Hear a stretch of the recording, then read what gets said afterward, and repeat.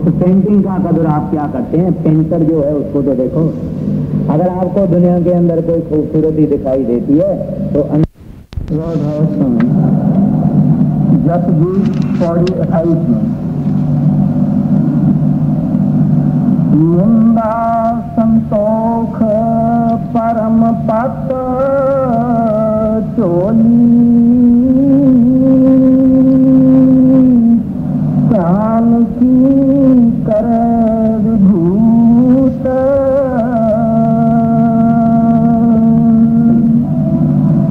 निंदा संतोख परम पत चोली ज्ञान की कर विभूत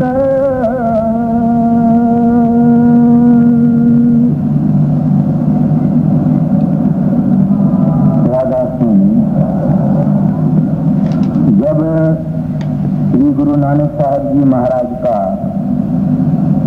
सिद्धों के साथ ज्ञान गोष्ठ हो रहा था तो कई बातें उन्होंने गुरु नानक साहब की सुनी और कदर भी किया, लेकिन उन्होंने गुरु नानक साहब को कहा कि आप किसी भी देख के नहीं है, साधुओं में योगियों में देख होते हैं, कुछ कृपारती होते हैं जो हाथ पर खाना खाते हैं, थाली में नहीं खाएंगे, जमीन पे नहीं खाएंगे, सोने के बर्तन में नहीं खाएंगे, खाएंगे आप।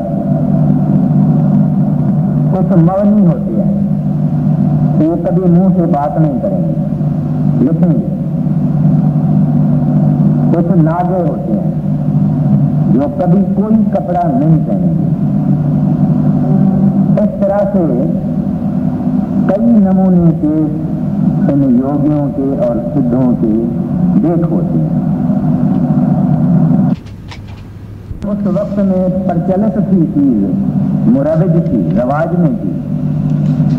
उस हिसाब से उन्होंने गुरु नानक साहब को कहा कि आपकी बातें हमको बहुत अच्छी लगती है, लेकिन अभी आपका कोई देख है नहीं, आप हमारे देख में यानी गोरखनाथ का जो देख है उसमें आप आ जाइए, यानी वो धारण करिए। इस तरह गुरु नानक साहब जी महाराज उन सिद्धों को जवाब देते हैं, कहते हैं भाई तुम लोग अभी देख क्या होते हैं, जुदा जुदा नमूने के उनके खाने पीने के ढंग, विचार के ढंग, पहनने के ढंग अलग अलग होते हैं। उससे पता लग जाता है कि ये कौन से देश का है। कुछ हैं जो डंडा उठाते हैं। अभी अभी उज्जैन के अंदर कुंभ का मेला हुआ था। वो अगर कुंभ का मेला कोई आदमी देखे तो उनका विश्वास पूरा साधुओं से निकल जाएगा।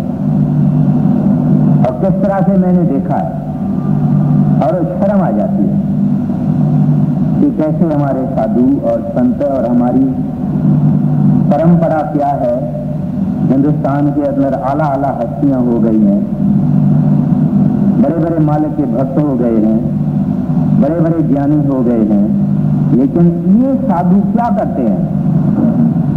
यानी यहाँ तक कि उनका आपस में झगड़ा लगता है कि पहले हम पानी में, उस नदी में हम पहले स्नान हम करेंगे। यानी वो सोचते हैं कि इसका फल बड़ा है, फिर वो डंडे वंडे लेके एक दूसरे को बराबर मारना भी शुरू कर देते हैं, वगैरह वगैरह। तो महाराज गुरु नानक साहब जी उनको कहते हैं, भाई आप 2 मुद्रा यहाँ ईयर रिंग्स जिसको कहते हैं, बड़ी बड़ी मुद्राएं पहनते हैं। कहते हैं मेरी आपकी ये मुद्रा है ना, जो मेरी मुद्रा है वो एक है संतोख, एक कान में मेरे संतोष की मुद्रा है।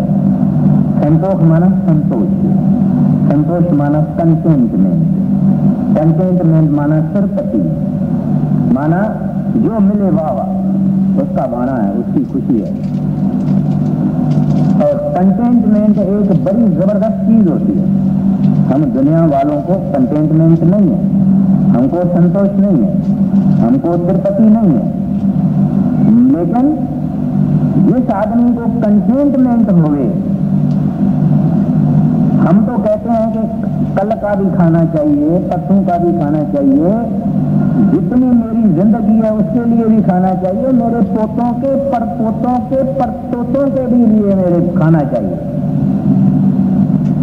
लेकिन ये जो भगवान के प्यारे होते हैं उनको संतोष होता है। जो देता है वाह वाह तेरी मर्जी, भूखा रखें तेरी मर्जी है, घर में रखें तेरी मर्जी है, निकाल देवें तेरी मर्जी है, लात मारे निकाल देंगे फिर भी दाता तेरे पांव के बगैर और कोई जगह नहीं है। सूखा दिया वो वाह वाह वाह वाह, सूखा दिया है, एक दफा दिन में दिया वाह वाह, 3 दफा दिया वाह वाह, इसको कहते हैं संतोष। यानी हर हालत में राजी रहना, शिकायत नहीं करना। तो कहते हैं ये कि मेरी मुद्रा जो है वो संतोष की मुद्रा है। दूसरी मेरी मुद्रा है शर्म की। शर्म क्या होता है? अगर इंसान को शर्म नहीं तो कुछ भी नहीं। हम इस दुनिया के अंदर व्यवहार में ठीक रहते हैं, हम कहते हैं कि भाई ये क्या कहेगा, वो क्या कहेगा, वो क्या कहेगा, वो मेरे लिए क्या कहेगा। कहते हैं मेरे अंदर जो शर्म और हया है वो इस दुनिया का नहीं, पापों की शर्म है। हया और शर्म पापों और गुनाहों से, कहते हैं ये मेरी मुद्रा है। अब पाप और गुनाह का शर्म यानी उनसे बच के रहना कि मेरे से कोई पाप न हो जाए, मेरे से कोई गुनाह न हो जाए, मेरे से कोई खराबी न हो जाए, ऐसा कोई मैं काम न करूं जिससे वो मेरा रब नाराज हो जाए, वो मेरा प्रभु पति मालिक वाह गुरु अकाल पुरख हरि नाराज न हो जाए, मैं ऐसा कोई काम न करूं। पाप और पुण्य में क्या फर्क है? पाप हमको परमात्मा से दूर करता है, नेक कर्म हमको परमात्मा को नजदीक करते हैं। तो कहते हैं मेरे को शर्म और हया है गुनाहों से। अभी ये भी बहुत बड़ी बात है। अगर हमें हमारे पास ये चीज होती हम यहां होते ही नहीं। गुनाहों के कारण ही हम इस दुनिया में आते हैं। अगर हमारी स्लेट क्लीन होवे, पर्दा दिल का साफ होवे, गुनाह कुछ होवे ही नहीं और गुनाह का डर होवे, तो भगवान हमारे अंदर ही बैठा हुआ है, बाहर दूर है नहीं, उसका अंदर दीदार हो जाए। जन्म जन्म की वाणी ग्रंथ साहब की कहती है, जन्म जन्म की इस मन को मल लागी काला होया चया। मल क्या है? ये गुनाह। एक आदमी पर स्त्री को घूर घूर के देखता है, उसकी जवानी देखता है, सुंदरता देखता है, उससे बात करने की कोशिश करता है, वो समझता है कि ये कुछ गुनाह किसी ने थोड़ी देखा, क्या है? शायद उसके पास जवाब भी होगा हर एक बात का, मगर है गुनाह। यानी माँ बहन समझ के देखना और बात है, लेकिन काम की चेष्टा से देखना गुनाह है, वो गुनाह लिख गया। तो हम सब गुनाहों से भरे हुए हैं और कुछ है ही नहीं। लेकिन खुद ये है कि हम अपने को गुनहगार समझते नहीं। मजा ये है, हमको कोई कह रहे जा रहे पापी, तो एक डंडा उठा के कहेंगे पापी तो तुम्हारा पिताजी है, तुम्हारा दादाजी है, मैं कहा पापी है। लेकिन है हम गुनहगार और पापी और निख सिख बड़ा विकार, नाखून तक विकार भरे हुए। मगर अगर हम लोगों ने अपने को पापी समझना शुरू किया, हम अपने आप को अगर पापी और गुनहगार और पतित और गिरा हुआ हमने अपने आप को समझना शुरू किया, तो भगवान की दरगाह में हमारा समझो पांव रखा ही है। दुख और अरमान और अफसोस और ये है कि हम अपने को पापी समझते हैं। हमारे अंदर अहम ईगो है, माँ श्रेय, मैं तो दान करता हूँ, मैं तो पुण्य करता हूँ, मैं तो ऐसा हूँ, मैंने तो नाम लिया हुआ है, मैं तो ऐसा हूँ। मैं पाप हमारे को अपने दिखाई नहीं देते हैं, अच्छी बातें जरूर दिखाई देते हैं मगर पाप नहीं दिखाई देते।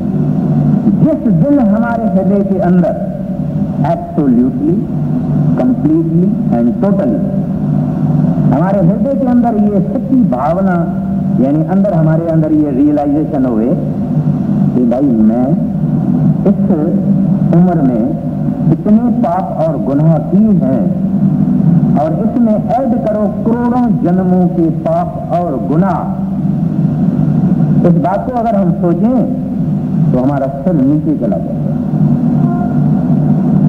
और हम अपने हृदय के हृदय में अगर हम अब सपने समझें कि प्रभु मेरे जैसा सचमुच कोई गुनहगार है नहीं, मैं तो आपका नाम लेने के भी लायक नहीं हूं, मैं तो संतों के हाजिरी में बैठने के भी लायक नहीं हूं, मैं तो दुनिया मुझे अगर थूक मारे और थूकों के समंदर में मैं डूब जाऊं तो भी मेरे लिए ये छोटी बात है, यानी मेरे को ये सजा थोड़ी है। ऐसा अगर हमारे अंदर फीलिंग होवे कि मैं पतित और गुनहगार और पापी हूं तो ये एक बहुत बड़ी बात है। और भगवान भी जब देखे कि यहाँ एक आदमी है जो इस तरह से अपने को समझता है, गुरु में गुनहगार अति भारी, काम क्रोध और छल चतुराई इन संग मेरी यादी, वगैरह वगैरह। ये अगर मेरे हमारे हृदय में सच होवे यानी बिल्कुल अच्छी तरह से हम समझें कि पतित हूं, सिर नीचे हो जाएगा, ईगो चला जाएगा, मैं चली जाएगी, मैं कहेगी अरे तू है पापी, तू तो थूकने के काबिल है, तू तो संतों के हाजिरी में बैठने के भी काबिल नहीं है। वो आदमी का हृदय पवित्र हो जाता है पापी, मगर जब पापी समझे तो करेगा पश्चाताप, पछतावा, रिपेंटेंस, जिसको मुसलमान भाई साहब कहते हैं तौबा। हमारे से तौबा नहीं होती है, नहीं, वो तौबा करेगा और दिल में नालायक अपने को समझेगा, उसके ऊपर रहमत होती है, वाहगुरु की उसके ऊपर दया और मेहर होती है, क्योंकि हम लाखों में कोई ऐसा एक निकलेगा। तो गुरु नानक साहब जी महाराज कहता है मेरे को हया है, शर्म है गुनाहों का कि गुनाह न हो जाए मेरे पास। ये कहते ये मेरी दो मुंद्रा है, तुमने तो ये कानों में पानी है लेकिन मेरी दो मुंद्रा ये है। फिर कहते हैं ये जो झोली मेरी है ये मालिक से वफादारी की है। ये लोग झोली लेते हैं, माना कोई ऐसी चीज लेते हैं जिनमें कोई दान वान डाले, कहते हैं ये मेरी मालिक से वफादारी की है। हमारी वफादारी नहीं, हम बेईमान हैं। वफादार किसको कहते हैं? जिसके अंदर वफा हो, जिसके अंदर लॉयल्टी हो, फेथफुलनेस हो, जो कहे दाता तेरा ही हूं, खत्म। फिर कोई खेचे, कोई कुछ देवे, लब देवे, लोभ देवे, लालच देवे, कहते हैं मैं तेरा ही। एक औरत थी, बड़े महाराज जी से हमेशा कहती थी कि मेरे को पुत्र संतान चाहिए, मेरे को पुत्र संतान चाहिए। महाराज जी उसको कहते थे दीदी शांति करो, दीर्घ करो। एक दफे उसके गली में एक साधु आ गया, उस साधु को भी कहने लगी महाराज मुझे एक पुत्र दे। उसने एक गोदरी से इलायची निकाली, इलायची कहते हैं ना, इलायची निकाली, उसको कहा कि माता ये ले लो। उसने इलायची खाई, उसको बच्चा हुआ। बच्चा हुआ तो उसको 3 मत्थे थे, एक सिर, दूसरा सिर और एक बीच में। अब वो ऐसा डरावनी शक्ल थी उस बच्चे की कि उसके मुंह पे कपड़ा डाल रखते, कोई देख नहीं सकता। डॉक्टरों से पूछा कि डॉक्टरों ने कहा इसका ऑपरेशन होगा, ये सिर काट देंगे, ये सिर काट देंगे, एक सिर रहेगा। बोले ये जिंदा रहेगा? बोलते ये हम नहीं कहते। अब इसने कहा किससे कहूं? वो साधु को चला गया, महाराज जी के पास आए। महाराज जी को कहने लगी कि महाराज जी ये बच्चा है मेरा, इसको आप देखो। कपड़ा उठा लिया और इसके ये दो सिर हैं, डॉक्टर कहते हैं हम कुछ नहीं कह सकते हैं, फिर हम ऑपरेशन करेंगे, बचेगा नहीं बचेगा ये मालूम। तो महाराज जी को कहती है अभी आप बताइए। महाराज जी कहते हैं जिससे लिया है उससे पूछो ना, जिससे लिया है उससे पूछो ना। खैर महाराज जी ने उसको कहा मैंने तुमको कितना कहा कि तुम धीरज करो, और अभी सुनो ये बच्चा बाकी 6 दिन है, जिंदा नहीं रहेगा, चाहे ऑपरेशन करवाओ या नहीं करवाओ। लेकिन ये बेवफा हो गई। गुरु के साथ एक एक सेवक को इतनी वफादारी होनी चाहिए कि कोई बेवफाई का अंगुली नहीं उठा सके। अगर हम ऐसा काम करें दुनिया में, ऐसी बातें करें, ऐसे करतूत करें, ऐसे अमाल करें, ऐसे फैल करें कि लोग कहें वो देखो राधा स्वामी है, ये देखो ये राधा स्वामी है, इसके ये काम है, ये गुरु से बेवफाई है। तो कहते हैं मेरी परमात्मा से वफा ये मेरी झोली है, मैं उसका फरमान बरदार वफादार दास हूं। कहते हैं ये मेरी झोली है। आपकी झोली जो है ये गोदरी बोलते हैं, क्या बोलते हैं? फिर कहते हैं ध्यान की करह भूत। कहते हैं आप जो ये राख जला के और बबूत लगाते हो सारे शरीर को, कहते हैं ये मेरे लिए क्या है? कहते हैं ये शरीर का आप जो बबूत लगाते हैं ये मेरा सतगुरु का ध्यान है। बबूत आपके शरीर पे सदा लगा हुआ होता है और मेरे अंदर सदा अपने मालिक का ध्यान रहता है। सदा जैसे बबूत सदा मेरे मालिक का ध्यान है, मेरे हृदय के अंदर सदा किसको ध्यान होता है? गुरु नानक साहब जी महाराज तो उनको छुपा के सब कुछ कहते थे।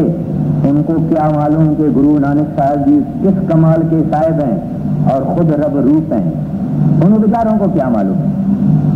अच्छा, तो किसको सदा याद होता है? सदना जिया का एको दाता सो मैं बिसर न जाए।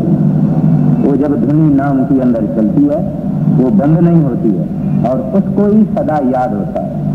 हमारे को भूल जाएगा, काम करते हुए भूल जाएगा, हिसाब करते हुए भूल जाएगा, चलते फिरते भूल जाएगा, मगर उनके पास भूलना होता नहीं। अगर जुदा भूल जाए आँखा जीवा विसरे मर जाऊं। कहते हैं अगर मेरा नाम न चले खत्म हो जाए। एक अखन ये विसरे तू स्वामी तो जानियो बरस 50। कहते हैं जुदा हो जाओ आप, मेरे लिए 50 बरस है। 50 बरस कितने होते हैं? और ये सत्य है, उनके हृदय से मालिक की याद नहीं निकलती। उन मालिक की याद उनके लिए अमृत है, उन पर जीते हैं। आगे मुंडा संतोख शर्म पत झोली ज्ञान की करे विभूत संथा काल कुआरी काया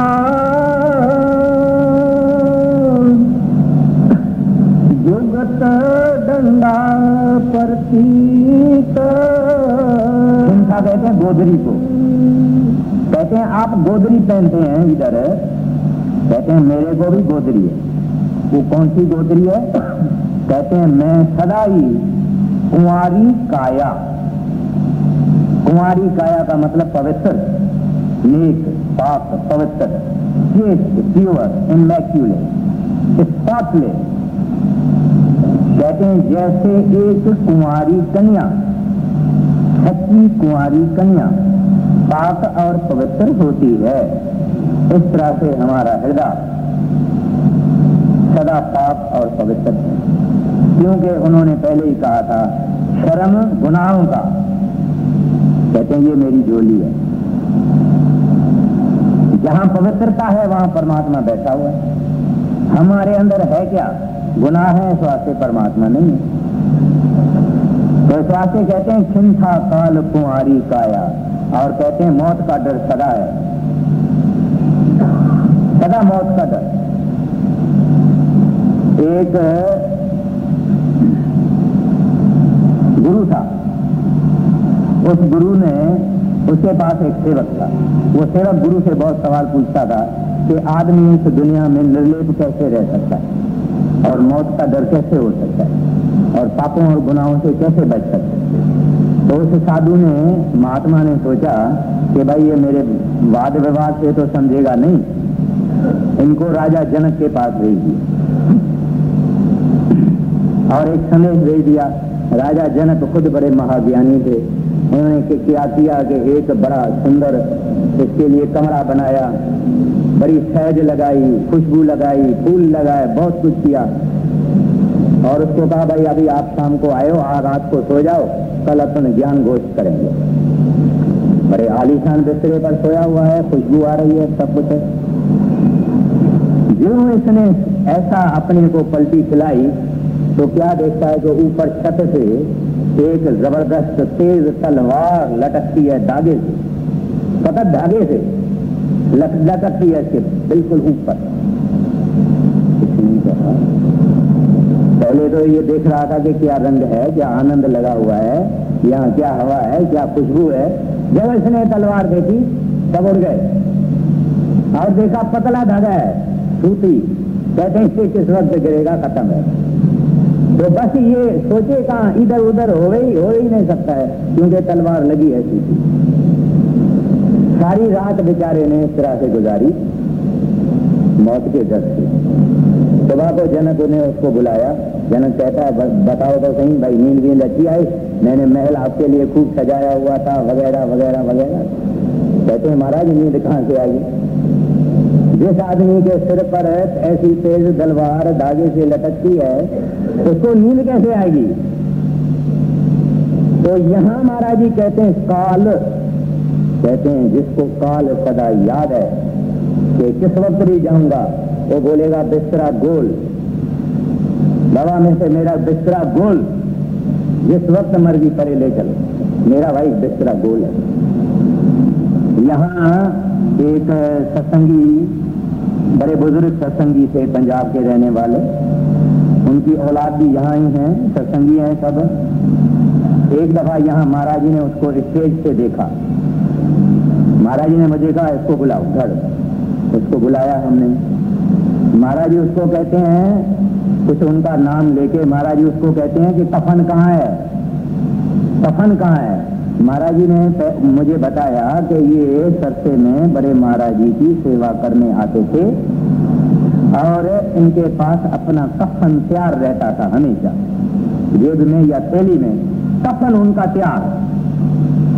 कफन, महाराज जी ने उसको कहा कफन है? जी हजूर, कफन साथ में है। बुजुर्ग हो गए थे। तो ऐसे ऐसे लोग हैं दुनिया के अंदर जो कि तैयार बैठे हुए हैं, बिस्तरा गोल है, कफन जेब में पड़ा हुआ।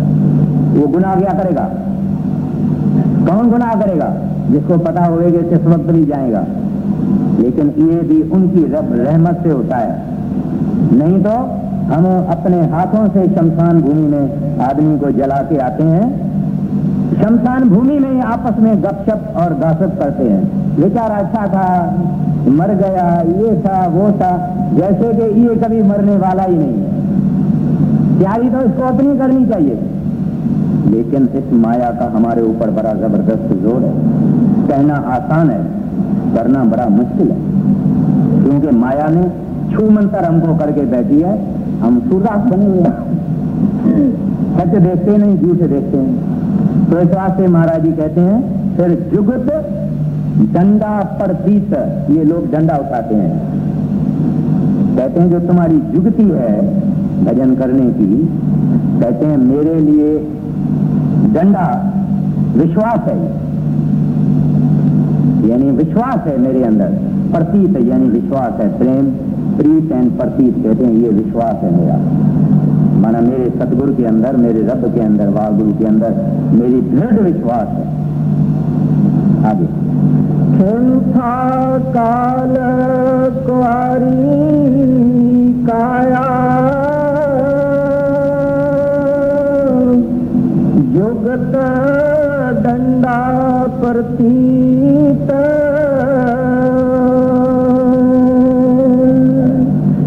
आई पंथी सगल जमाती मन जीत जग जीत। अब योगियों में एक पंथ है, उनको कहते हैं आई पंथी।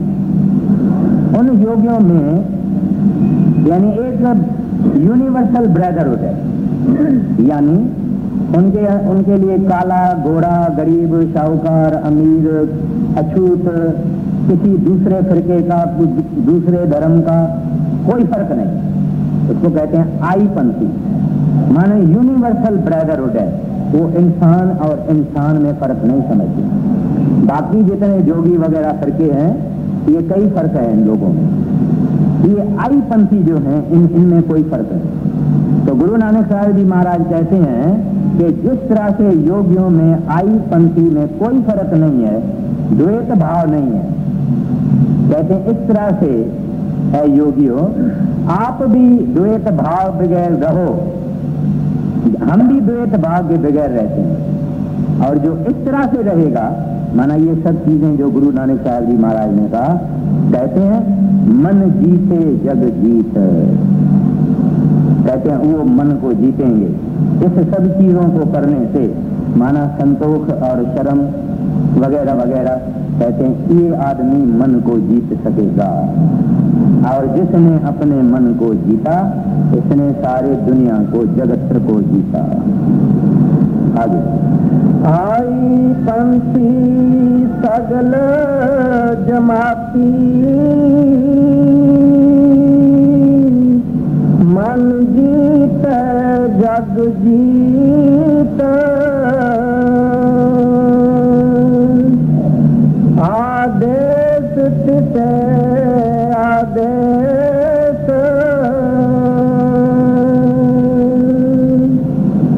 आदय नीलय नादय नाहत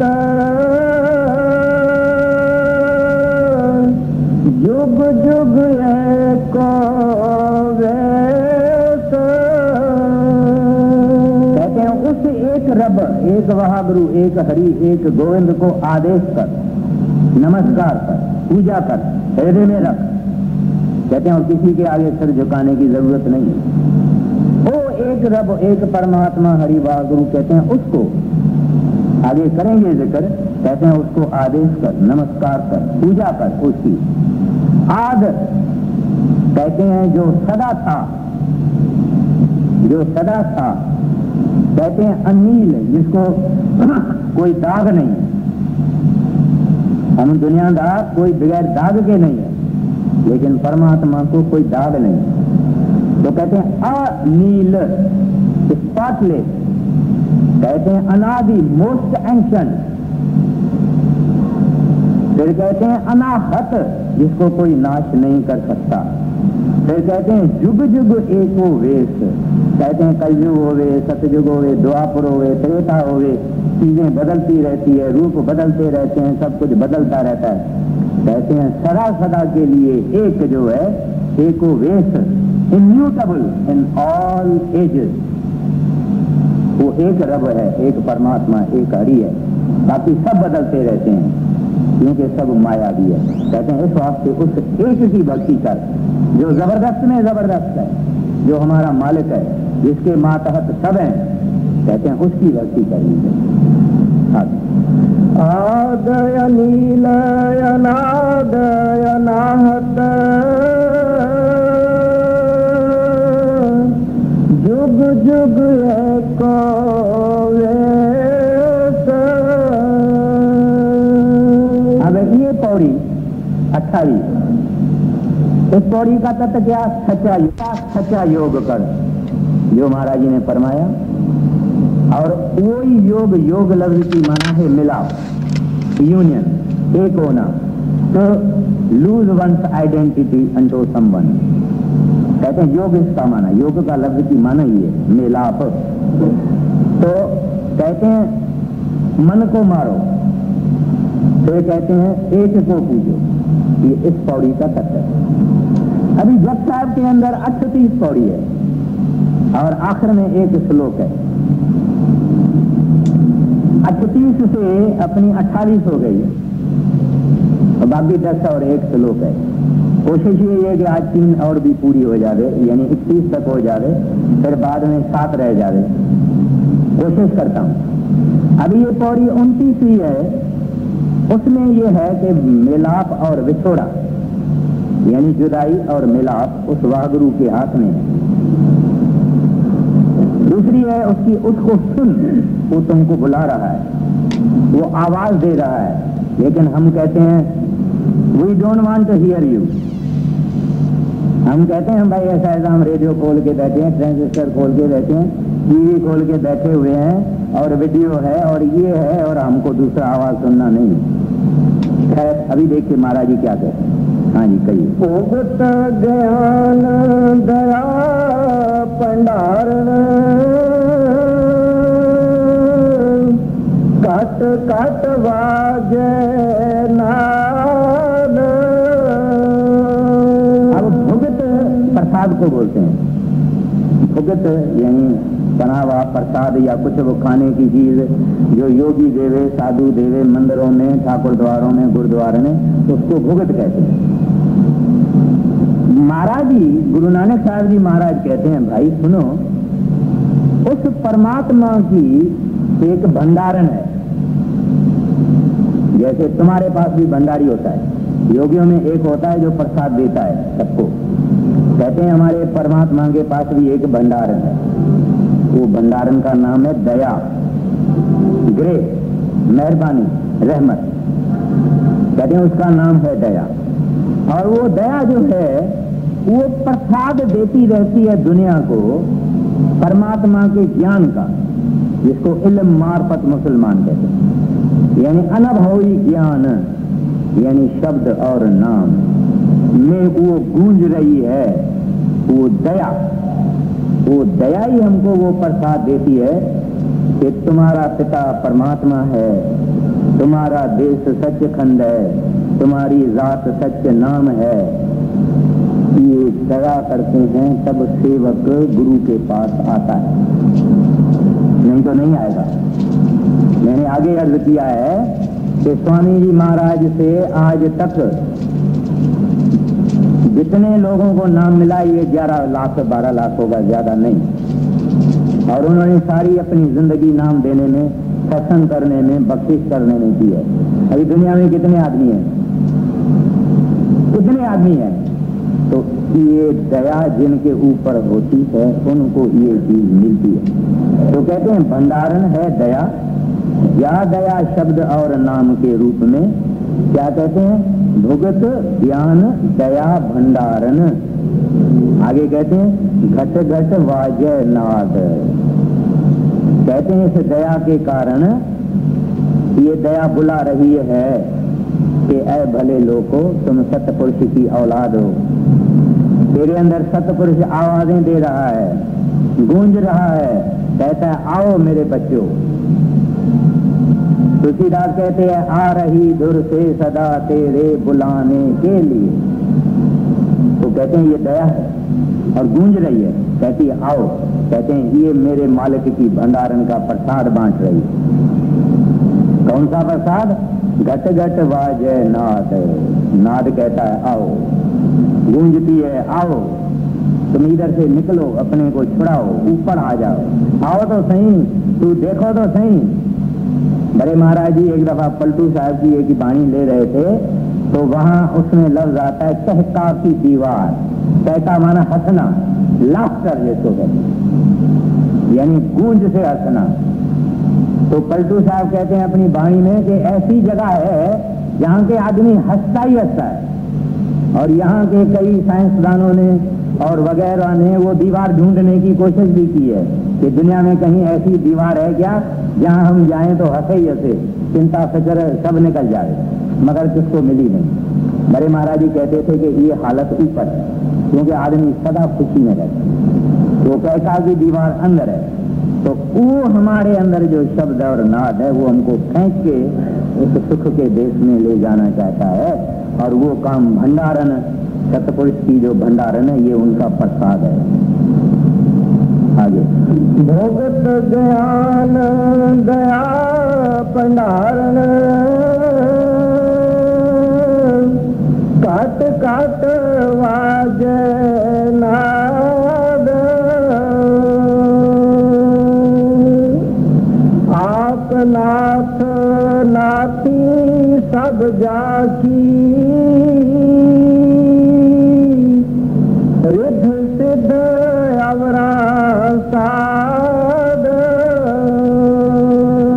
अब जब गुरु नानक साहब को उन्होंने कहा कि हमारे नाथ को, गोरखनाथ को आप अपना करो, इनको सिर झुकाओ, तो महाराज जी जवाब देते हैं आप नाथ। कहते हैं नाथ एक ही है, वो परमात्मा है, और बाकी सब कहते हैं उसके नाथी हैं। नाथी माना नाक में कोई कुछ चीज बांधना, और नाक में जो चीज बांधते हैं उसको नथ कहते हैं। कहते हैं वो परमात्मा नाथी है और उसने सबकी डोरी अपने हाथ में रखी हुई है। यानी नाक में किसी के ओढ़े रस्सी नोरी और हाथ में ओढ़े मेरे, तो मैं खींचू तो वो चलाएगा, उसके लिए कोई रास्ता नहीं। तो कहते हैं सारी दुनिया की जितनी रचना है, जितने जीव हैं, कि उस सच्चे नाथ के नाथी है। यूं आप नचावे त्यों नाचे, ऐसे हम नाचते हैं। तो कहते हैं मेरा सच्चा नाथ तो वो है जिसके नचाने से, नाचने से सारी दुनिया नचती है। हृदय शुद्ध और कहते हैं तुम मुझे लालच देते हो कि हमारे पास रिद्धि है, सिद्धि है। इन योगियों के पास क्या होता है, कई ऐसी चीजें होती है कि चांदी में मिलाओ तो सोना हो जावे, कलई में मिलाओ तो चांदी हो जावे, इस तरह से कई चीजें होती है। उड़ जाओ, मुंह में कुछ गोली डालो तो आदमी दिखाई नहीं देवे, उड़ जावे, कई चीजें होती है।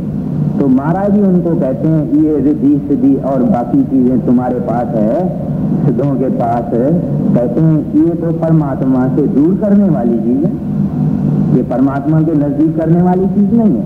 आप देख लीजिए संसार के अंदर अगर हम डिस्क्रिमिनेट कर सकें एक एक चीज को, जैसे हनुमान को सीता ने एक मोतियों का हार दिया था, तो हनुमान ने क्या किया, एक पत्थर लेके एक एक मोती तोड़ने लगा, तोड़ के फेंक दे, तोड़ के फेंक दे। तो सीता कहती है तो अनारी है, मैंने तो इसको बेबहा कीमती हार दिया है। उसको कहा भाई तू क्या करता है, कहता देखता हूं कि इसके अंदर राम है कि नहीं। कहते हैं फिर है, कहते हैं नहीं है, कहते हैं इस वास्ते मैं फेंक देता हूं। कहते हैं मन तुम्हारे अंदर में राम है। तो ऐसा आया है रामायण में कि उन्होंने अपनी छाती को यूं किया तो अंदर उन्होंने देखा कि राम और सीता है। अभी ऐसा नहीं किया होगा, लेकिन कोई ऐसा सबूत दिया होगा कि मेरे हृदय में सदा याद है, क्योंकि हनुमान एक भक्त था। तो ये जो बात है, ये बात इस वास्ते ही है कि जो चीज हमको भगवान को नजदीक करे, और पैसा कभी भगवान को नजदीक नहीं करेगा, औरत कभी नहीं करेगी, औलाद कभी नहीं करेगा, सत्संग करेगा, सतगुरु करेगा, साध करेगा, प्रार्थना करेगी, नाम का जप करेगा, ये सब भगवान को नजदीक करने वाली चीजें हैं।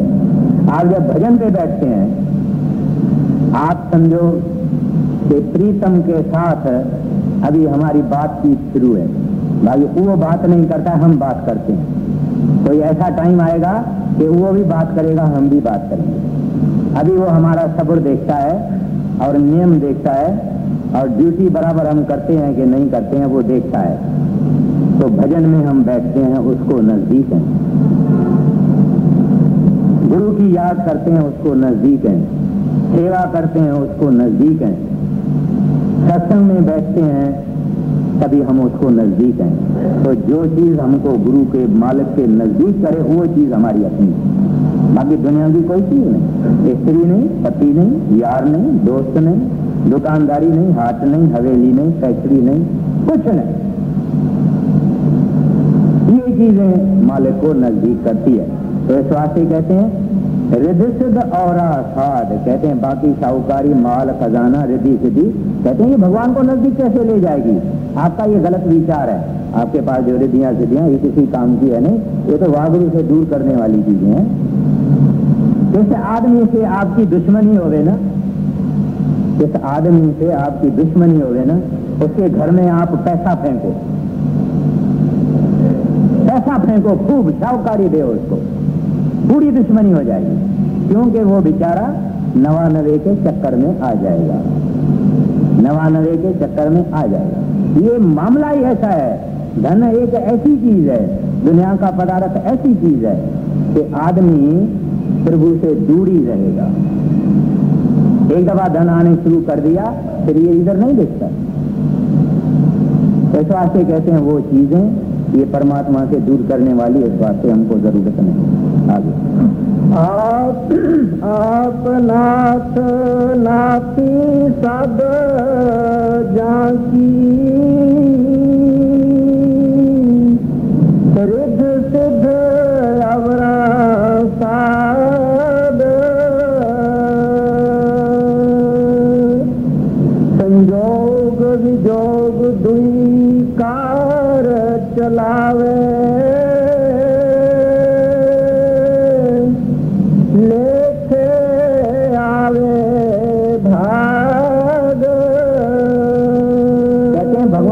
कारोबार है उसका दो हिस्सा है, एक संजोग एक विंजोग।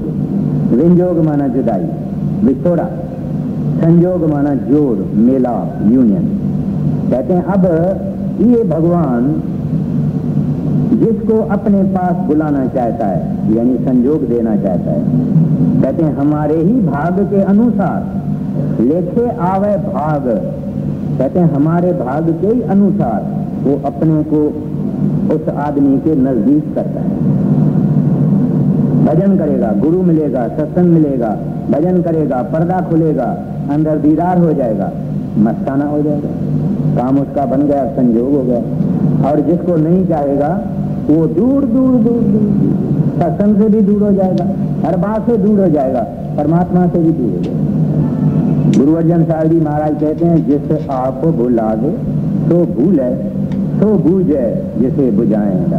तो कहते हैं ये इसकी कारोबार है, संजोग और विंजोग इसके हाथ में। फिर आगे वही बात कहते हैं आदेश पिछय आदेश, आद अनील अनाद अनाहत जुग जुग एको एक। हाँ जी, 29 पौड़ी समाप्त हुई। हाँ, एक का पौड़ी समाप्त हुई। हाँ, एक का माई जुगत व्याई,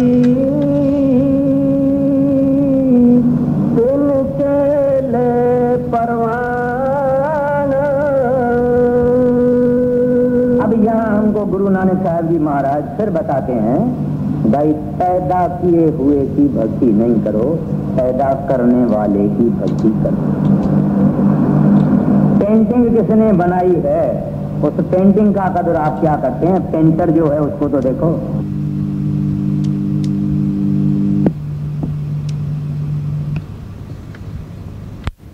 कदर आप क्या करते हैं? पेंटर जो है उसको तो देखो।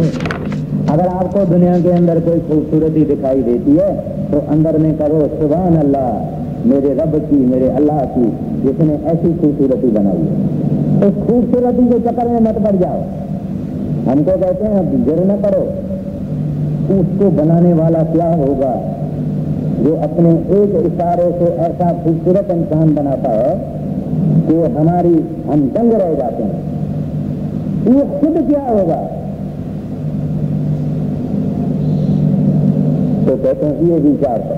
तो यहाँ कहते हैं ऐसा माई थी, उस माई को कहते हैं माया, प्रकृति, ज्योति, शक्ति, काली, अष्टांगी, देवी वगैरह वगैरह।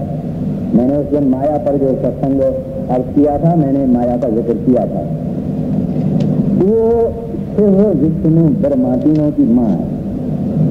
तो गुरु नानक साहब जी महाराज कहते हैं एका वाई माई जुगत जी आई। अब ये एक ऐसी कहानी है जो मैं जाऊंगा तो 1 घंटा लग जाएगा उसमें।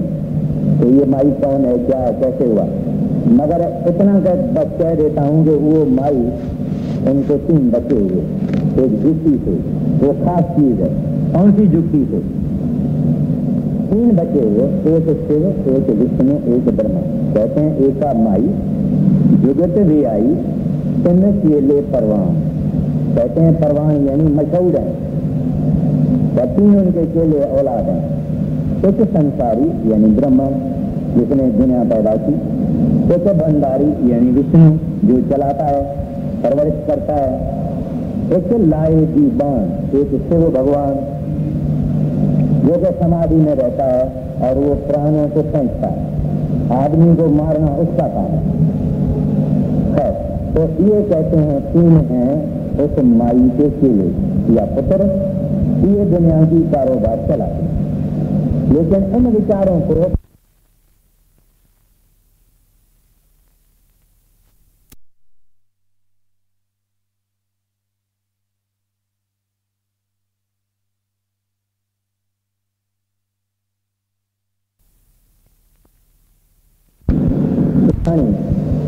आई हुई है अनुराग सागर में, कबीर साहब में, और रूहानी गाड़ी में भी इसका जिक्र आया हुआ है।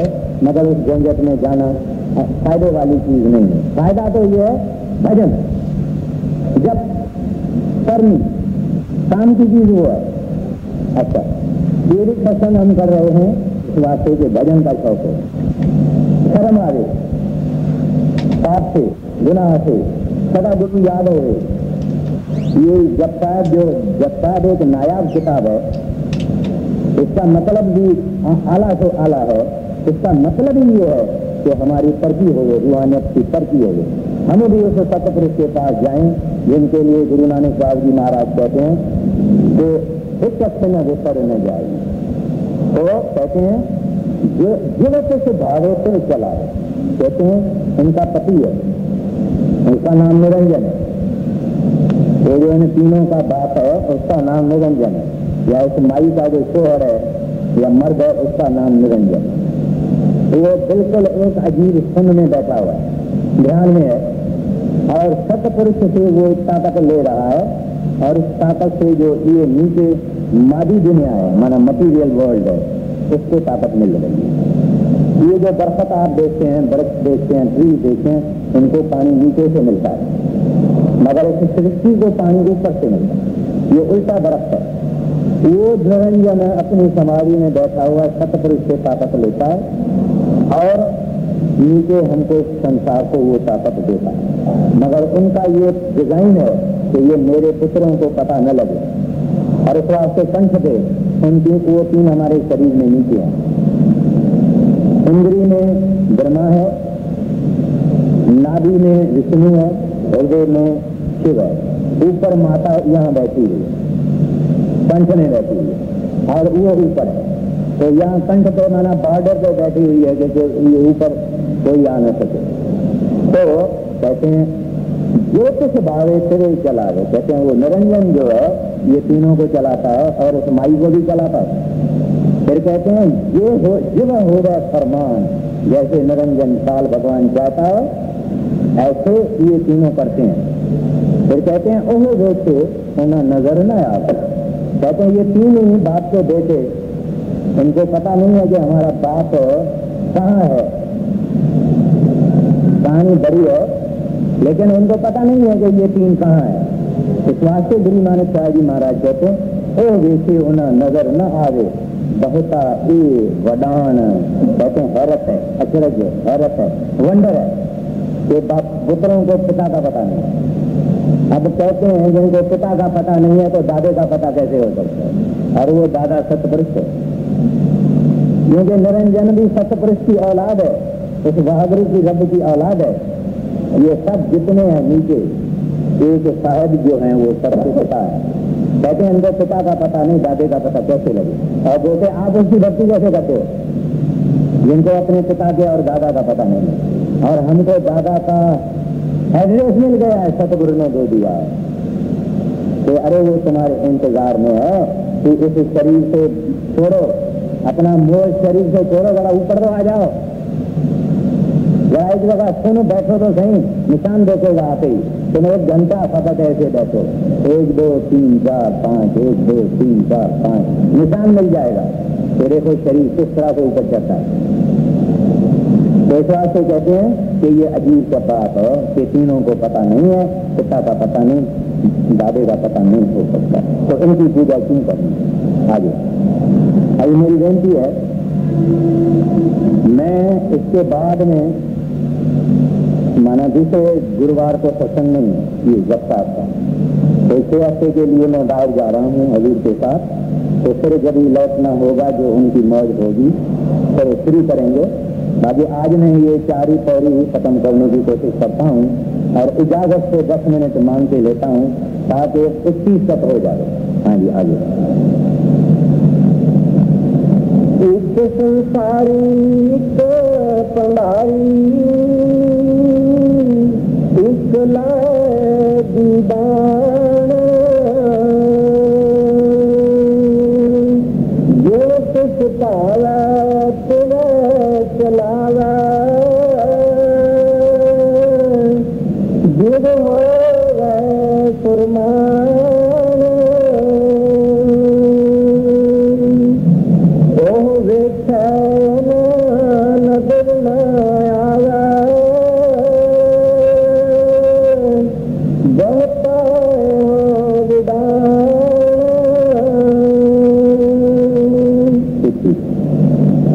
आसन लो लोए पंडार, जो कुछ पाया सो अब देखिए कितने थोड़े लफ्जों में गुरु नानक साहब जी महाराज कहते हैं आसन। आसन किसको बोलते हैं? जिस जगह आदमी की बैठक हो, कहते हैं उस परमात्मा का आसन यानी घर, यानी जगह, यानी सत्य देश, यानी सत्य लोक, यानी सत्य खंड। आप ही ग्रंथ जब साहब में कहते हैं सत्य खंड वसे निरंकार, वो निरंकार प्रभु उसका आसन कहाँ है? सत्य खंड में, सत्य लोक में, सत्य देश में। मुसलमान उसको कहते हैं मुकाम हक। अब कहते हैं आसन उसका सत्यखंड, लोय लोय कहते हैं इन्होंने लोक, करोड़ों अनंत अनगिनत इन्फिनिट इनके लोक हैं, यानी लोग हैं, गैलेक्सी, सोलर सिस्टम बेअंत हैं, इन्होंने पैदा की है। ये हमारा पिंड, फिर अंड इससे बड़ा, फिर ब्रह्मांड इससे बड़ा। हमारी ये धरती वगैरह वगैरह जो है वो ब्रह्मांड के किनारे के तक कुछ भी नहीं, ब्रह्मांड इतना बड़ा। हाँ, हम जब प्रार्थना कहते हैं 3 लोक चौथा पद दीना, 3 छोड़ चौथा पद दीना, तो इसका मतलब है शरीर से आजाद हो जाएं, अंड से आजाद हो जाएं, ब्रह्मांड से आजाद हो जाएं, सचखंड चले जाए। तो यहाँ कहते हैं उस साहब का आसन सचखंड है, सत्य देश है, सत्य लोक है, मुकाम हक है। अनंत उसके लोक पद बनाए हुए, अनंत यूनिवर्सल कॉस्मोस। कहते हैं फाउंटेन हेड है, जहाँ ये बाकी सब कुछ पैदा हुआ, वो उसका आसन, उनकी बैठक, उनका सिंहासन, इसका तख्त। कहते हैं ये भंडार है, फाउंटेन हेड है, सब वहां से पैदा हुआ। आंखों से देखी हुई, पड़ी हुई, अनदेखी हुई जितनी रचना है, कहते हैं उस आसन से पैदा हुई, उस रब से पैदा हुई, गोविंद से पैदा हुई। फिर कहते हैं जो कुछ पाया सो एकावार, कहते हैं उन्होंने बनाया, परफेक्ट बनाया। ये नहीं ना, हमें जब एक चिट्ठी लिखते हैं तो या ऑल्टर करेंगे या एडिशन करेंगे या मॉडिफाई करेंगे। कहेंगे ये कसर रह गई, ये डाल दो, इसको नाप तो इधर क्यों रखा, इधर तो दो कान दे दो, एक नाप सामने दे दो, ऐसा वैसा नहीं है। उन्होंने पहले से ही परफेक्ट बना के रखा। आदमी को बना के अपना आप आदमी ने अंदर डाल। इंसान सारा संसार ढूंढेगा, नहीं मिलेगा, जब अपने को ढूंढेगा तब मिलेगा। पहाड़ों पे जाए, बरसातों में जाए, गुफाओं में जाए, समुद्र के नीचे चला जाए, नहीं मिलेगा, इधर मिलेगा। तो उसने ऐसा बनाया है कि उसने कभी जरूरत भी महसूस नहीं की कि ये जरा चेंज कर दूं, इधर के लोग गड़बड़ जरा ज्यादा करते हैं, या ये शिकायत हो रही है, या इधर कम है, या इधर ज्यादा नहीं। क्या कहते हैं, जो कुछ पाया तो एका ही परफेक्ट, जैसे क्रिएशन इज परफेक्ट, जैसे सिस्टम इज परफेक्ट। लोग तो कहते हैं अरे भाई वो दुखी को दुखी करता है, सुखी वाले को पैसा मिल जाता है, ये बीमार क्यों हुआ, ये तो भला आदमी है, ये तो आदमी लुच्चा आदमी है, ये बीमारी नहीं होता है, ये बहुत तंदुरुस्ती का संभाल करता है, कोई कुछ नहीं होता है, वो जितनी ज्यादा दवाइयां करता है कोई बीमार होता है, ये क्यों होता है? दुनिया कहती है ये क्यों होता है? इसका सवाल हमको ऊपर मिलेगा, यहाँ नहीं मिलेगा। जब भजन करेंगे ऊपर जाएंगे, सवाल का जवाब मिलेगा। लेकिन दुनियादार पूछेगा तो हम बता भी नहीं सकेगा। हाँ, हम भी बोलेंगे तो ऊपर चलाओ, लेकिन उसकी हर एक बात में रमज है, उसकी हर एक बात में राज है। जो कुछ करता है सही करता है, उसको कोई करेक्ट करने वाला है नहीं। शिकायत कोई करेगा तो बेकार है, क्योंकि ही परफेक्ट, जैसे his creation is perfect, his design is perfect. पूर्ण है। हमारा रोना धोना शिकायत ये वो सब वो हमारे मन का खेल है, लेकिन वो जो कुछ है बराबर है। न्यायकारी तो है लेकिन दयालु भी, और उसके दयालु होने से ये भी कसर निकल जाती है। कई दुनियादार कहते हैं भाई ये क्या हिसाब करेगा, हम कहाँ जाएंगे, बराबर वो हिसाब नहीं करता। हिसाब नहीं किया निरंजन करता है। तो श्रीमान लेखराज जो बैठा हुआ है, धर्मराज बैठा हुआ है, वो हिसाब करता है। मगर जो रब के पास चला गया, संसदू के पास चला गया, धर्म राय अब क्या करोगे जब फाटे सगलो लेखा। तो इस से जो कुछ करता है ठीक है, परफेक्ट है, मॉडिफिकेशन ऑल्टरेशन उसकी कोई जरूरत नहीं है उसके कुदरत में। आगे कर रेख सिरजन हार नानक सच्चे की साक्षीकार। अब ये जो हमको दुख सुख देता है, क्यों देता है? इस सृष्टि के अंदर दो धाराएं चलती है। एक धारा चलती है काल की, जो कि नीचे जा रही है। एक धारा चलती है दयाल की, सतपुरुष की, जो कि ऊपर जा रही है। अभी हमको नीचे वाली धारा में डाला हुआ है। असल में तो निकले हम नाम से, मगर काल में डाला हुआ है नीचे की धारा में। इस वास्ते हमको मन कहता ये धंधा खोल दो ना, फलाना देखो करोड़पति हो गया ना, तू बेवकूफ है क्या, तू भी वो धंधा करो ना। बोलता है जाओ करो। इस तरह से सारी दुनिया करती है और नीचे जाती है, और नीचे जाना आसान है। मगर जब आदमी भजन पे बैठता है वो आदमी के लिए बहुत मुश्किल है। बाकी धंधा करेगा, कारोबार करेगा, सब करेगा, भजन में बैठना मुश्किल है, क्योंकि वो अपवर्ड हो जाता है। यहाँ गिरना आसान है, ऊपर जाना औखा है, मुश्किल है, कठिन है। कभी हमको भजन करने को नहीं होता है, और भजन के वक्त बाधाएं, तकलीफें, संकट हमारे सामने माया डाल देती है। बाकी सब इसको यानी दुनिया के अंदर भूला हुआ है। जब भजन में बैठेगा तो उसको याद आएगा, अरे ये तो काम हमने नहीं किया। महाराज जी ने कहा एक जमींदार मेरे पास आया, बड़े महाराज जी ने फरमाया, बोलता है एक जमींदार मेरे पास आया, कहता हजूर मेरी कुल्हाड़ी खो गई थी, और मैं जब भजन में बैठा तो एक महीना कोई कुल्हाड़ी मेरे को याद आ गई कि फलानी जगह रखी हुई है, और उसी वक्त मैं उसके कुल्हाड़ी ले आया। अब देखिए आप हम सबको तजुर्बा है, जो भजन बैठता है उसको मालूम है कि उस वक्त में कई चीजें अंदर आ जाती है। हमारे दीवान दरई लाल साहब थे जिन्होंने fall of the great master लिखा, तो वो बचपन में जवानी में कहानियां लिखता था, कहानी यानी किताबों में अखबारों में कहानियां लिखता था, स्टोरीज लिखता था। कहता जब मैं भजन में बैठना कोई अच्छी सुंदर कहानी मेरे सामने आ जाए। मैं सोचा मैं जब भजन से उठूंगा कहानी बनी हुई है, सिमरन नहीं बना हुआ। कहता मैं महाराज जी के पास गया, महाराज जी ये मेरे को बड़ी बीमारी है, मैं जब भजन बैठता हूँ तो कहानी बन जाती है, सिमरन नहीं बनता। महाराज जी ने कहा क्या करो, वो जो तुम्हारी कहानी की आइडिया है ना उसको जेब में डाल दो, तो फिर अपना सिमरन चालू करो। कोई भी आइडिया है वो बोल समझो, ऐसा समझो तो तुमने जेब में डाला। अभी आपको भी बताता हूँ, मैं भी अपने को भी बताता हूँ। अपने को कोई चीज सिमरन के वक्त सतावे तो उसको बोले ठीक है तुम्हारे साथ बाद में बात करूंगा, डालो भजन से उठो फुर्सत मिलेगी फिर तुम्हारे साथ बात करूंगा। तो अपने को ऊपर जाने के लिए औखा है और नीचे जाना आसान है। इस वास्ते great majority of this world it is going down and down and down and down. Very little minority which is going up and up and up। मगर उसको दुनिया त्याग नहीं करेगी। त्याग नहीं करेगी माना ये नहीं कि रोटी नहीं खानी है, मगर कुछ और ही होना है। जैसे बुल्ले साहब कहता है हूं मैं हो गया हौड़ बा हौड़, ऐसा बनना पड़ेगा। अभी फैसला हमारे ऊपर, जिसको जैसा चाहिए करो। तो कहते हैं तरतर वेखे, उन्होंने ये फरमाया जो कुछ पाया तो एकावार, तरतर वेखे सर्जनहार।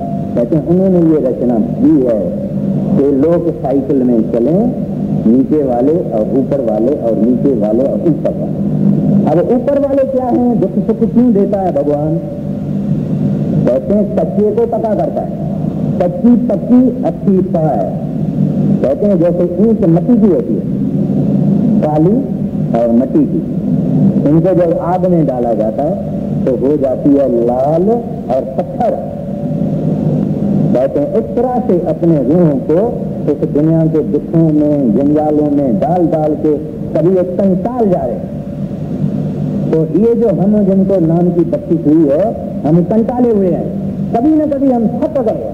भगवान को हमने कहा है दाता अब तो शो बाकी ये ले लो तुम्हारा पैसा, ले लो तुम्हारा सामान, मैं तो थक गया हूँ, दुखी हूँ, रोना और फिक्र और चिंता और गुनाह और ये मेरे से सहा नहीं जा सकता। मैं ज्यादा तुम्हारा विछोड़ा, तुम्हारी जुदाई नहीं सह सकता हूँ, नहीं सह सकती हूँ, अब मुझे अपने साथ मिलाओ प्रभु दया। तो ये दुखों से जब हम फिर के निकलते हैं फिर हमारे हृदय के अंदर संस्कार रहते हैं।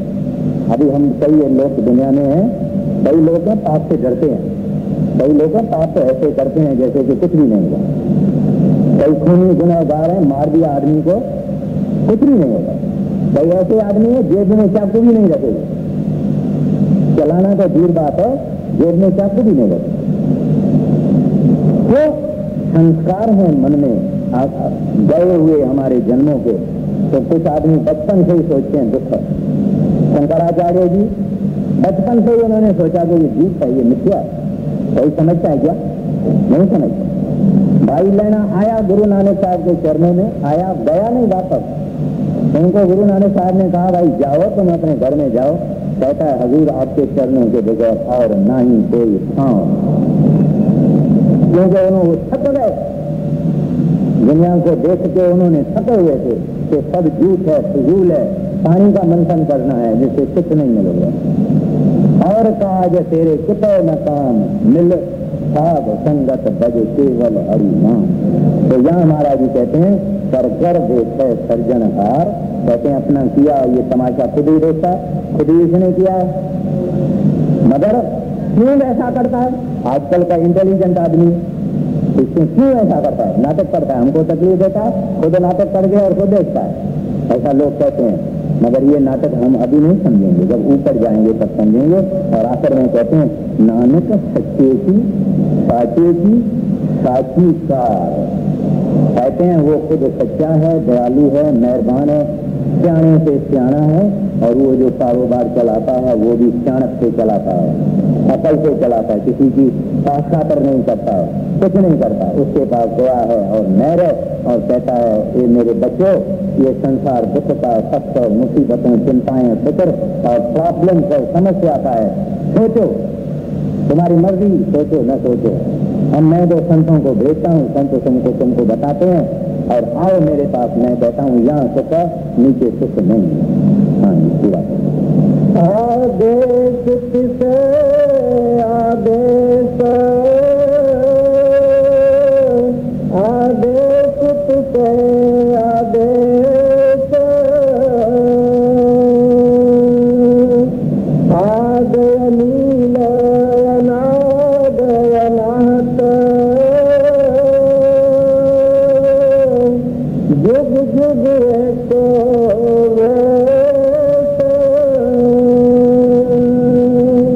की मैंने माना कि वो परमात्मा आदि से था, बेदाग है, एंशंट है, पुराने से पुराना, सनातन से सनातन है और अनाहत, उसको कोई हत्या नहीं कर सकता है, मार नहीं सकता है।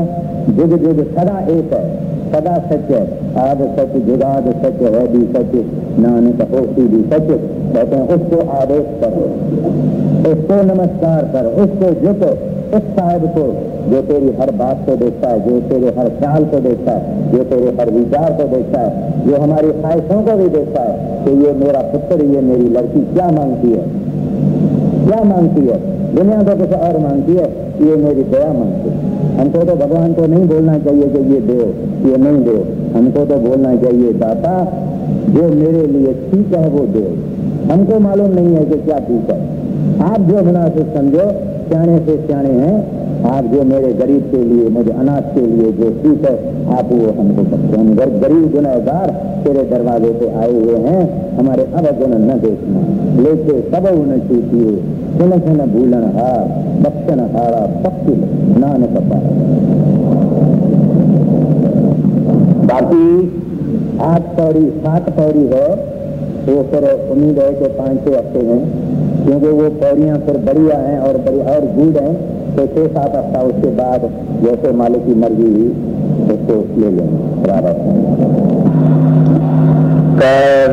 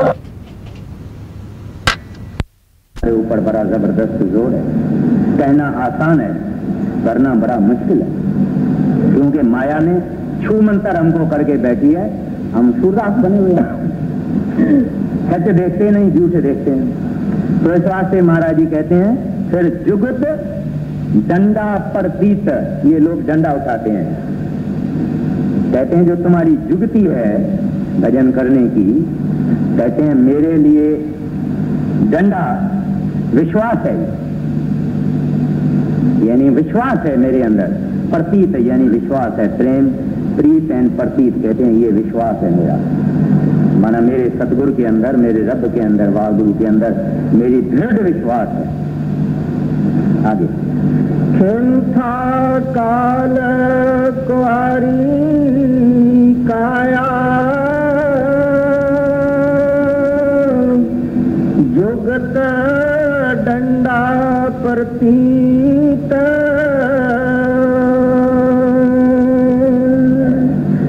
आई पंथी सगल जमाती मन जीत जग जीत। अब योगियों में एक पंथ है, उनको कहते हैं आई पंथी। उन योगियों में यानी एक यूनिवर्सल ब्रदरहुड है, यानी उनके लिए काला गोरा गरीब साहूकार अमीर अछूत किसी दूसरे फिरके का दूसरे धर्म का कोई फर्क नहीं, उसको कहते हैं आई पंथी, माने यूनिवर्सल ब्रदरहुड है। वो इंसान और इंसान में फर्क नहीं समझते। बाकी जितने जोगी वगैरह फिरके हैं ये कई फर्क है इन लोगों में, ये आई पंथी जो हैं इनमें कोई फर्क नहीं। तो गुरु नानक साहब जी महाराज कहते हैं कि जिस तरह से योगियों में आई पंथी में कोई फर्क नहीं है, द्वैत भाव नहीं है, कहते हैं इस तरह से है योगियों, आप भी द्वैत भाव बगैर रहो, हम भी द्वैत भाव के बगैर रहते हैं। और जो इस तरह से रहेगा, माना ये सब चीजें जो गुरु नानक साहब जी महाराज ने कहा, कहते हैं मन जीते जग जीत, कहते हैं वो मन को जीतेंगे। इस सब चीजों को करने से माना संतोष और शर्म वगैरह वगैरह, कहते हैं ये आदमी मन को जीत सकेगा, और जिसने अपने मन को जीता इसने सारे दुनिया को जगत को जीता। आगे आई पंथी सगल जमाती मन जीत जग जीत आदेश तिसे आदेश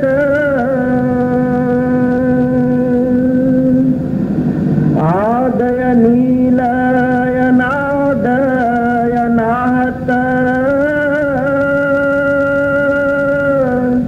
जुग जुग एको वेश।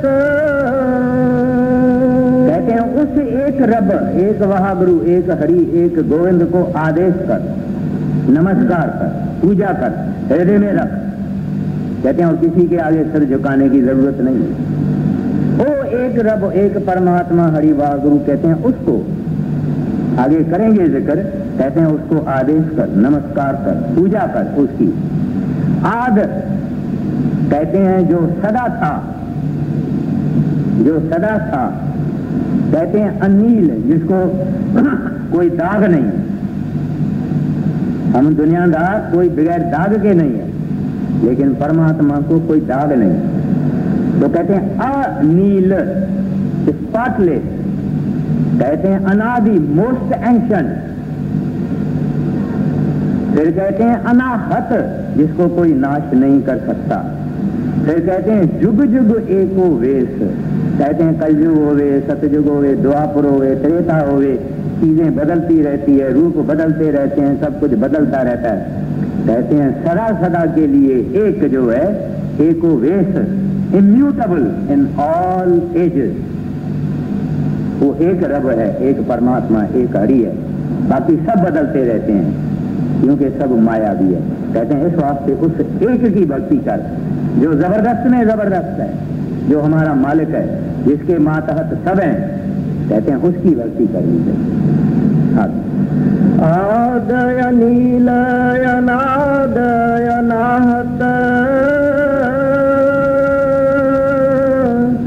जुग जुग एको वेश।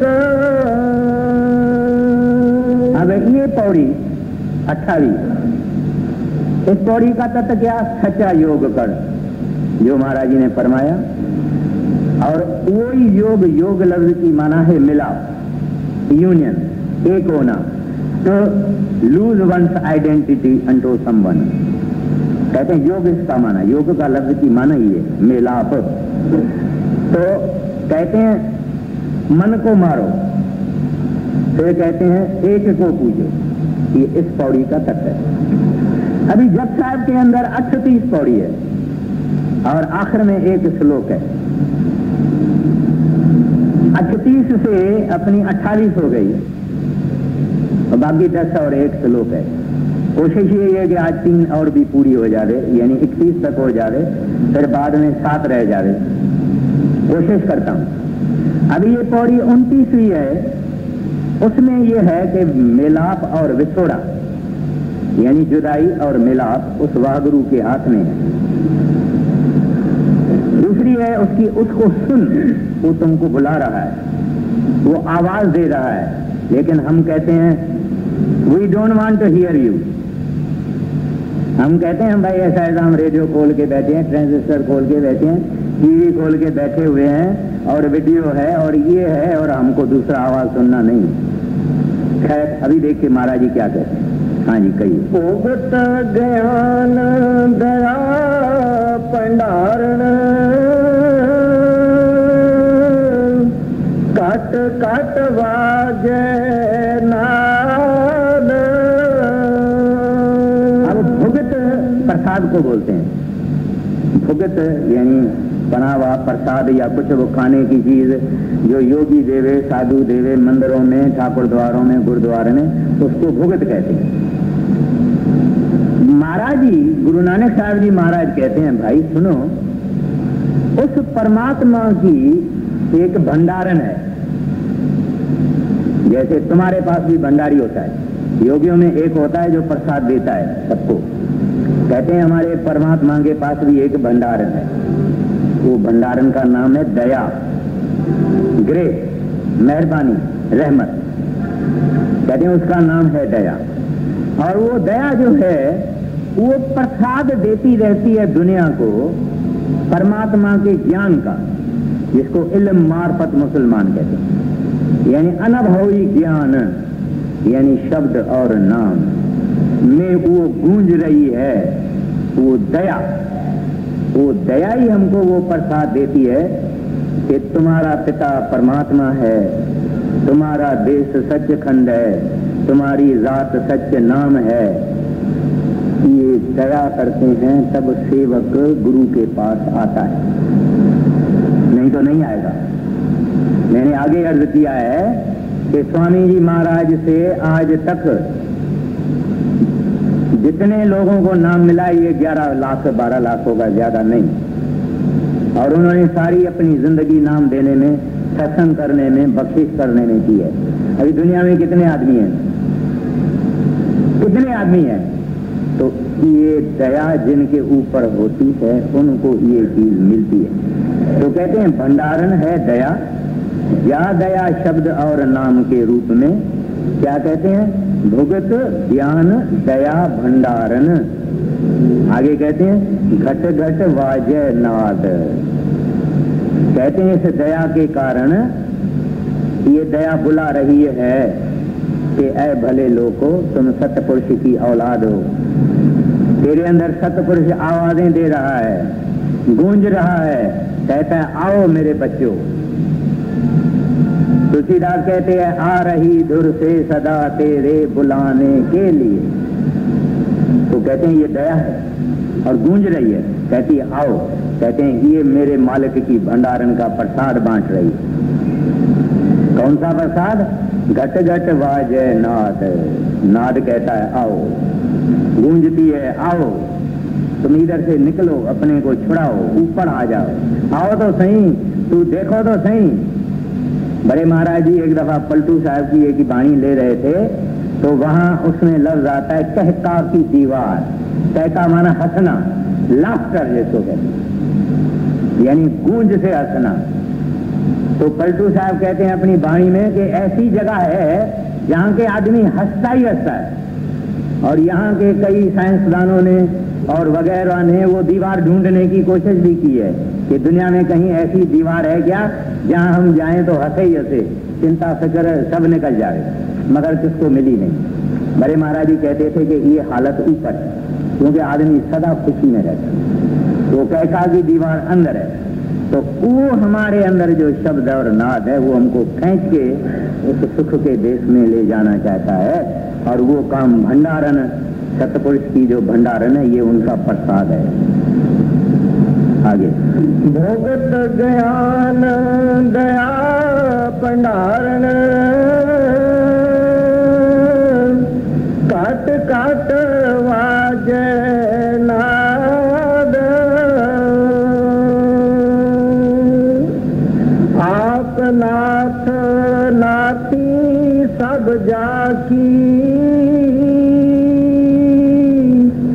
रिद्ध सिद्ध अवरा साध।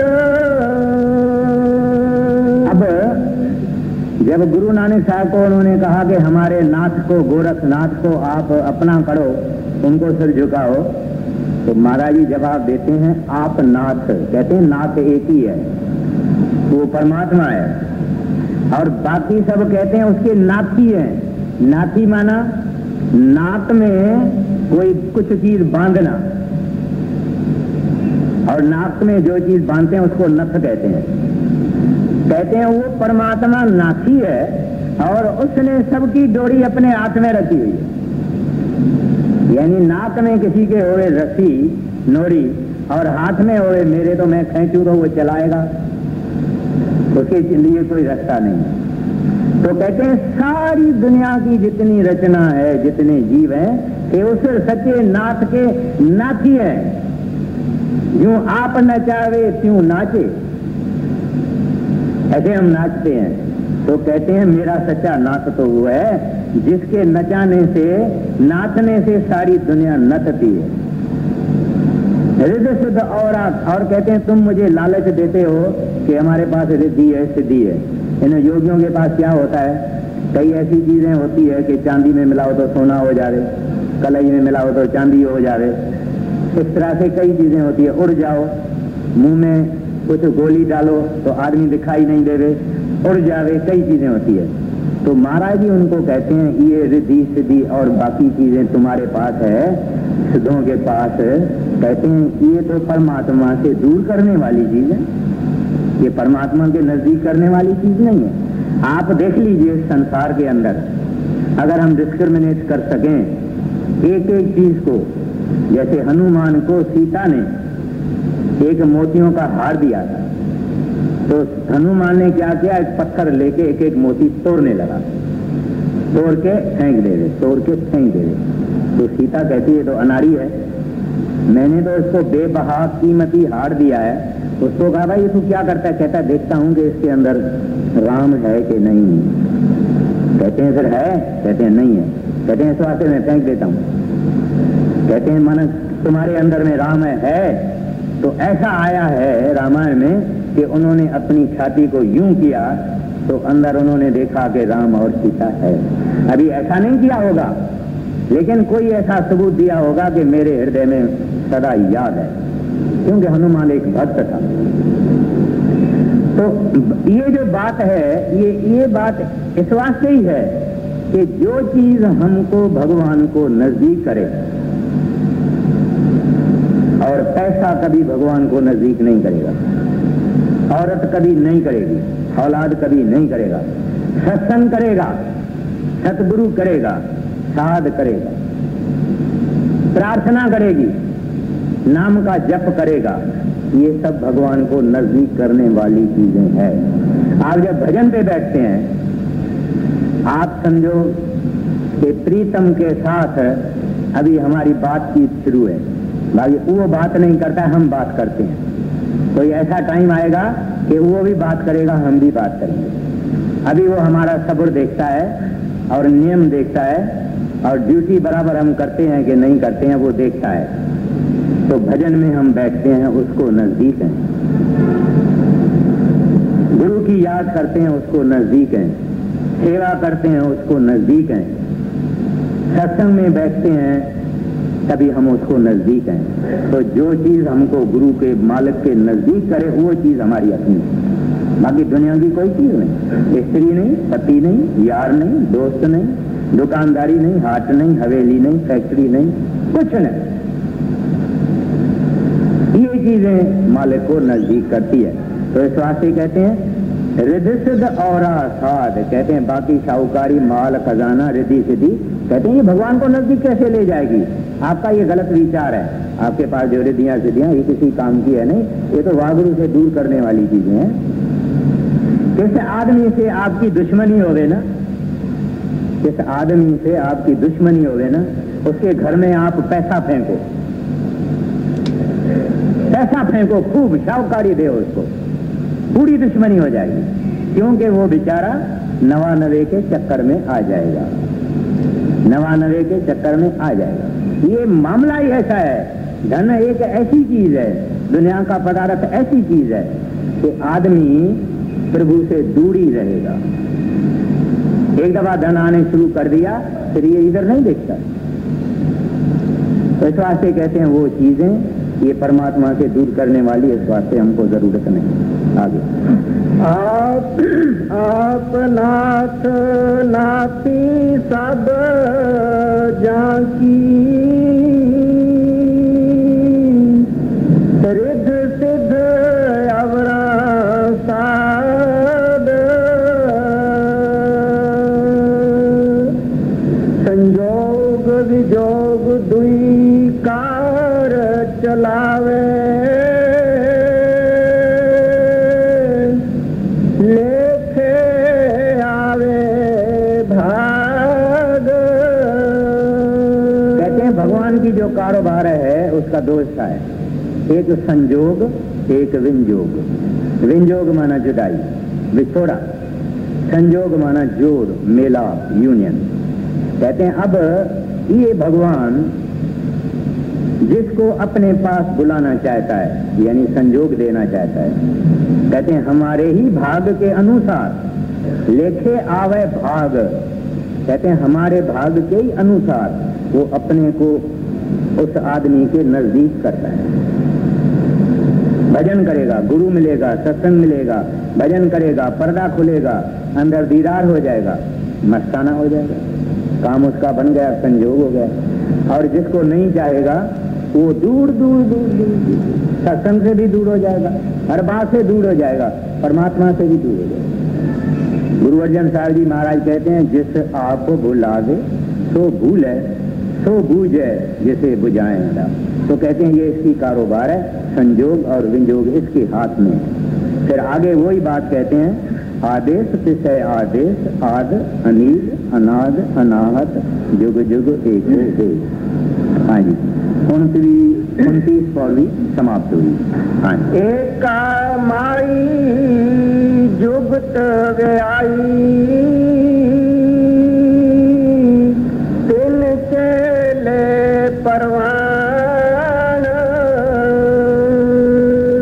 अब यहाँ हमको गुरु नानक साहब जी महाराज फिर बताते हैं भाई पैदा किए हुए की भक्ति नहीं करो, पैदा करने वाले की भक्ति करो। पेंटिंग किसने बनाई है, उस पेंटिंग का कदर आप क्या करते हैं? पेंटर जो है उसको तो देखो,